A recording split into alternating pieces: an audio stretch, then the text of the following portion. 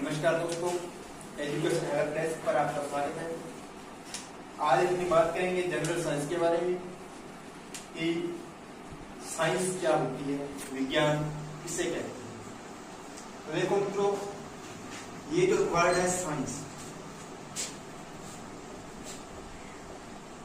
ये इंग्लिश का शब्द है, अंग्रेजी भाषा का शब्द है, जिसकी उत्पत्ति लैटिन भाषा के शब्द साइंटिया से हुई है। लैटिन भाषा का शब्द है एक साइंटिया, इससे साइंस भाषा की उत्पत्ति हुई है। इस साइंटिया का अर्थ क्या होता है? देखो, साइंटिया का अर्थ होता है टू नाउ, अर्थात जानना।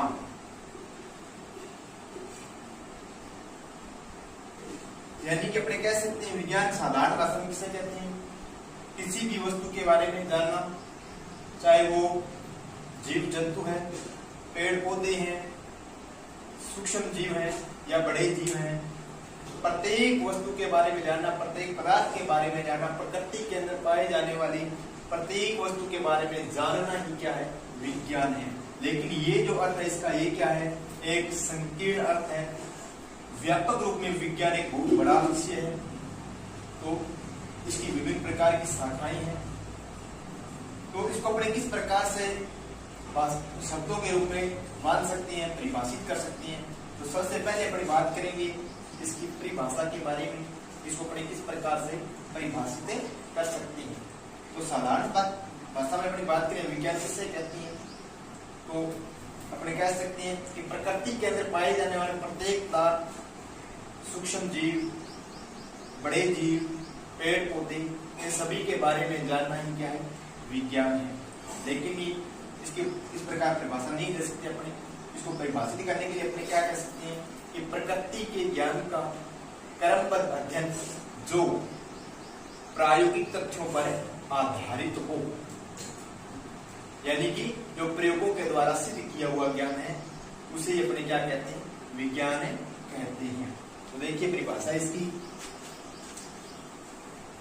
विज्ञान किससे कहते हैं? विज्ञान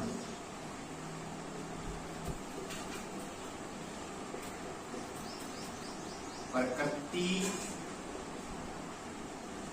के ज्ञान का क्रमबद्ध अध्ययन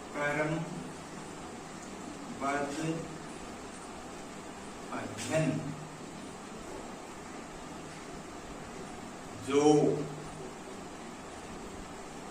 प्रायोगिक तथ्यों पर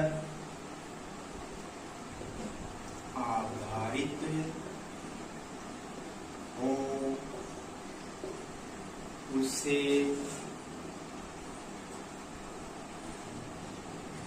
विज्ञान कहते हैं।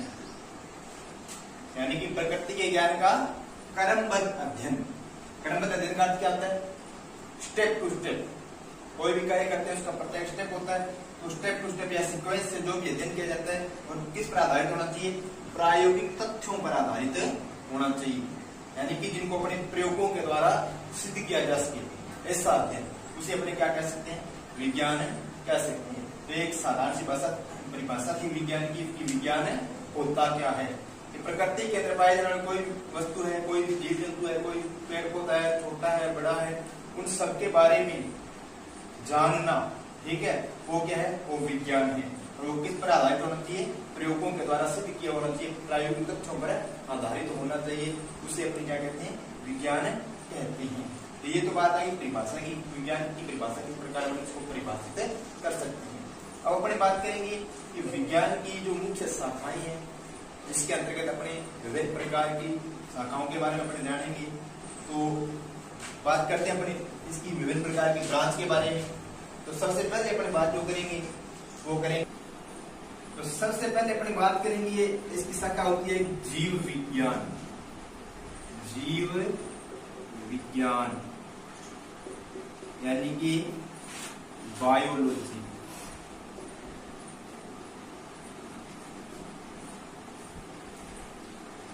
अगर अपने बात करें जीव विज्ञान की, तो जैसे इसका पता चल रहा है नाम से, जीव विज्ञान यानी कि जीव जंतुओं के बारे में इसके अंदर अध्ययन किया जाता है।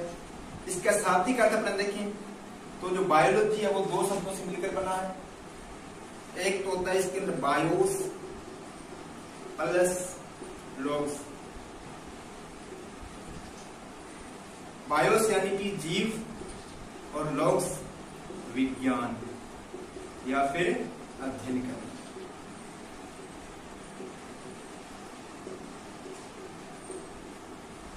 यानी कि विज्ञान की शाखा के अंतर्गत क्या किया जाता है, जीवों के बारे में अध्ययन किया जाता है। जीव यानी कि जंतु प्लस वनस्पति, इन दोनों का अध्ययन जीव विज्ञान के अंतर्गत किया जाता है। अगर अपनी बात करें जीव विज्ञान की, तो जीव विज्ञान को आगे दो भागों में और डिवाइड किया जा सकता है।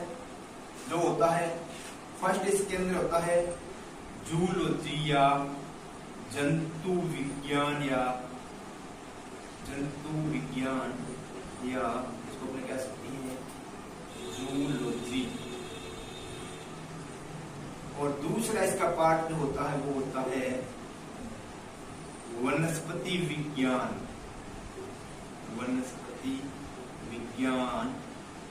या बॉटनी।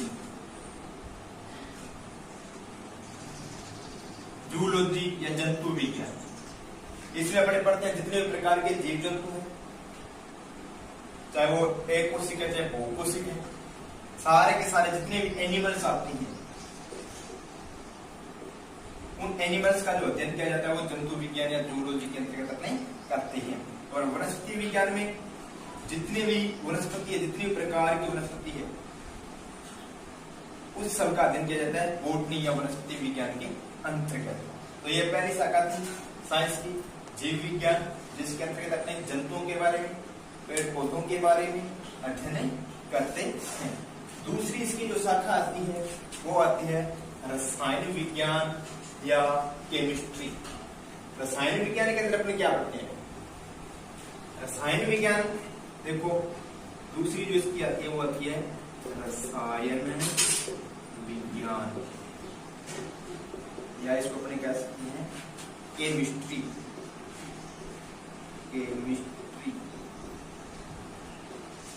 वो कौन सी होती है, रसायन विज्ञान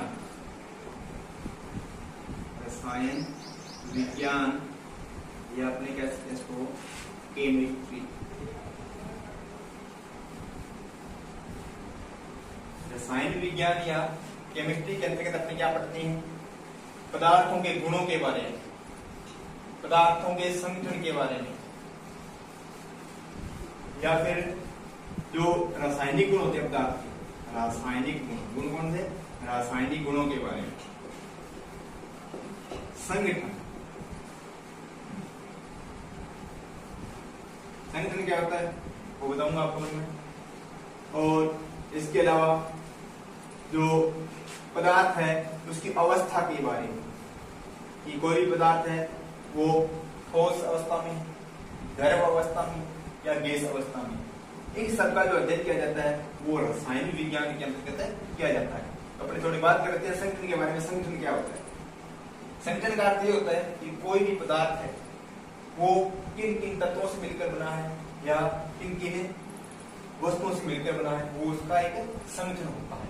जैसे उदाहरण के लिए अपने बात करते हैं जल की, H2O, ये इसका रासायनिक सूत्र होता है। तो इसके अंदर अपने देखें, अगर इसकी बात करें कि इसका संगठन क्या होता है, तो इसको अपने इसका रासायनिक सूत्र देखते अणुसूत्र देखते पता चल रहा है कि इसके अंदर क्या है, हाइड्रोजन है और ऑक्सीजन है।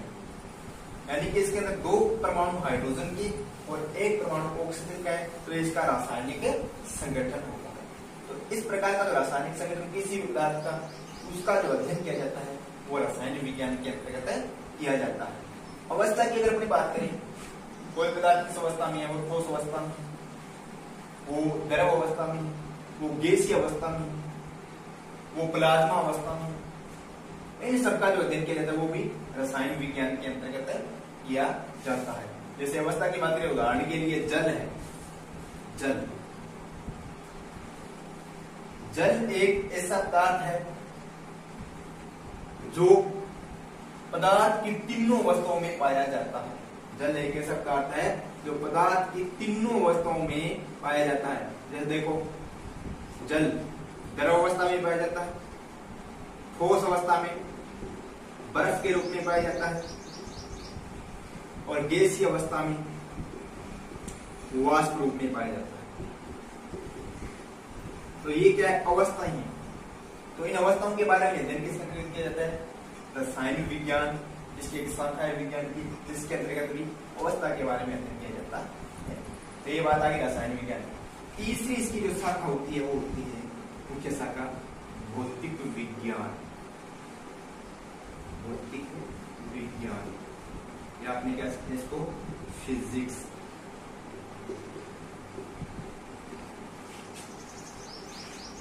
भौतिक विज्ञान के अंदर क्या होता है? भौतिक विज्ञान के अंदर अपने पढ़ते हैं पदार्थों के भौतिक गुणों के बारे में, कि पदार्थ के भौतिक गुण कौन कौन से हैं, पदार्थ का तापमान क्या है, पदार्थ का क्वांटांक क्या है, इन सब के बारे में जो अपने पढ़ते हैं। उदाहरण के लिए अपनी बात करें, जैसे अपने पढ़ते हैं विद्युत के बारे में, अपने पढ़ते हैं गुरुत्वाकर्षण के बारे में, अपने पढ़ते हैं गति के बारे में, अपने पढ़ते हैं त्वरण के बारे में। तो ये जो भौतिक राशियां हैं, गति होगी, त्वरण हो गया, वेग है, संवेग है, इन सब भौतिक राशियों का जो अध्ययन किया जाता है वो किसके अंतर्गत किया जाता है? भौतिक विज्ञान के अंतर्गत किया जाता है। चौथी इसकी जो शाखा आती है वो आती है गणित। गणित या मैथमेटिक्स। मैथमेटिक्स, गणित या मैथमेटिक्स के अंतर्गत क्या है? गणनाओं से संबंधित जो भी विज्ञान है वो सारा का सारा गणित के अंतर्गत आता है। तो चौथी शाखा इसकी गणित होगी। गणनाओं से संबंधित जो भी विज्ञान है वो गणित कहलाती है। इसके बाद में अपनी बात करते हैं कुछ और शाखाएं हैं, जैसे अपन बात कर लेते हैं एस्ट्रोनॉमी। एस्ट्रोनॉमी हिंदी में इसको कहते हैं खगोलिकी। खगोलिकी यानी खगोलीय पिंडों का जो अध्ययन किया जाता है। जैसे तारामंडल की बात करें, तारामंडल की बात करें, धूमकेतु, आकाशगंगा, इन सब का जो अध्ययन किया जाता है वो एस्ट्रोनॉमी के अंतर्गत किया जाता है, खगोलिकी के अंतर्गत किया जाता है। एक इसकी शाखा आती है आयुर्विज्ञान। आयुर्विज्ञान, आयुर्विज्ञान के अंदर अपने क्या पढ़ते हैं? चिकित्सा से संबंधित जितने भी आविष्कार हो रहे हैं नए, वो सारे के सारे अपनी आयुर्विज्ञान के अंतर्गत पढ़ते हैं। जैसे एक्सरे हो गया, MIR हो गया, इन सब के बारे में पढ़ते हैं। जो नई नई टेक्निक्स आ रही हैं वो सारी की सारी आयुर्विज्ञान के अंतर्गत पढ़ते हैं। उसके बाद में एक शाखा इसकी और आती है जिसको अपने कह सकते हैं भूगर्भिकी। तो नेक्स्ट जो इसकी शाखा आती है साइंस की वो है भूगर्भिकी। भूगर्भिकी यानी कि जियोलॉजी। जियोलॉजी इस शाखा के अंतर्गत अपने पढ़ती हैं भूगर्भ के अंदर होने वाली जो भी हलचल, जो क्रियाएं हैं, उन सबका अध्ययन जो किया जाता है वो भूगर्भिकी के अंतर्गत किया जाता है। यानी कि पृथ्वी के अंदर जो भी घटनाएं होती है आंतरिक भागों में, तो उन सबका जो अध्ययन किया जाता है वो भूगर्भिकी के अंतर्गत किया जाता है। एक बार अपने रिवाइज कर लेते थोड़ा। पहले अपने बात की थी साइंस की। साइंस होती क्या है? साइंस इंग्लिश भाषा का वर्ड है जिसकी उत्पत्ति लैटिन भाषा के वर्ड साइंटिया से हुई है, जिसका अर्थ होता है जानना। ये एक साधारण सी भाषा है। इसको परिभाषित करें अपने किस प्रकार करते हैं कि प्रकृति के ज्ञान का जो क्रमबद्ध अध्ययन है जो प्रायोगिक तथ्यों पर आधारित हो उसको अपने विज्ञान कहती हैं। उसके बाद अपने बात की इसकी कौन कौन सी शाखाएं हैं, बायोलॉजी के बारे में बात की जिसके अंतर्गत अपने जीव जंतुओं का अध्ययन किया जाता है, पेड़ पौधों का अध्ययन किया जाता है, रासायनिक विज्ञान के बारे में बात की जो पदार्थ होते हैं उनके रासायनिक गुणों का, संगठन का, अवस्था का, इन सबका जो अध्ययन किया जाता है रासायनिक विज्ञान के अंतर्गत किया जाता है। भौतिक विज्ञान के बारे में बात की अपने पदार्थों के भौतिक गुणों का अध्ययन किया जाता है। जैसे गुरुत्वाकर्षण के बारे में अपनी बात करते हैं, फिजिक्स के अंदर पढ़ते हैं, गति के बारे में पढ़ते हैं, क्वांट के बारे में पढ़ते हैं, वेग संवेग सबके बारे में फिजिक्स के अंतर्गत पढ़ते हैं। जो गणनाओं से संबंधित विज्ञान है वो मैथमेटिक्स के अंदर अपने पढ़ते हैं। एस्ट्रोनॉमी के अंदर अपने क्या पढ़ते हैं, इसके बाद की अपनी भौतिकी की तारामंडल, धूमकेतु, आकाश गंगा के बारे में अपने पढ़ते हैं। आयुर्विज्ञान के अंदर जो चिकित्सा के क्षेत्र में जो नए नए आविष्कार हो रहे हैं